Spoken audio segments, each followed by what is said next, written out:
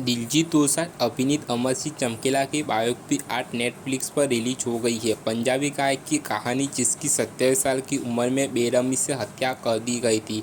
परिणीति चोपड़ा उनकी दूसरी पत्नी अमरजोत कौर की भूमिका में है। यह आपको उनके बच्चों के बारे में जानने की ज़रूरत है। अमर सिंह चमकीला के 3 बच्चे हैं। अनजान लोगों के लिए उनकी 2 बार शादी हुई है। बेकौर अमरजोत कौर उनकी पहली पत्नी गुरमिला कौर थी, जिनकी पंजाबी संगीत उद्योग में व्यापक प्रसिद्ध पाने से पहले उनके शुरुआती करियर के दौरान चमकीला से शादी हुई थी। उनकी 2 बेटियां हैं, जिनका नाम अमनदीप कौर और कलमदीप कौर है। ऐसा कहा जाता है कि उन्होंने अपनी दूसरी पत्नी से शादी की, जबकि उनकी पहले से ही गुरमिला से शादी हो चुकी थी और उनका एक बेटा जयमान चमकीला था।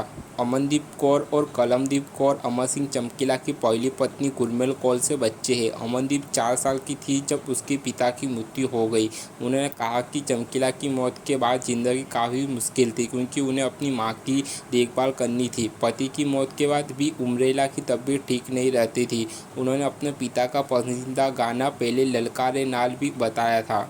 अमनदीप कौर फिलहाल कनाडा में रहती है। उन्होंने अपने पहले गीत ललकारों के लिए पंजाबी गायक राज बराड़ के साथ सहयोग किया है और उन्हें स्टेज नाम कमल चमकीला के नाम से जाना जाता है। जयमान चमकीला भी अपने पिता और बहन की तरह एक गायक है। जयमान चमकीला अब 39 साल के हैं। TOI के साथ एक साक्षात्कार में उन्होंने कहा कि वह और उनका परिवार उत्सुकता से फिल्म के रिलीज का इंतजार कर रहा है और उम्मीद कर रहा है कि इम्तियाज अली की फिल्म दर्शकों को भी जबरदस्त हिट साबित होगी।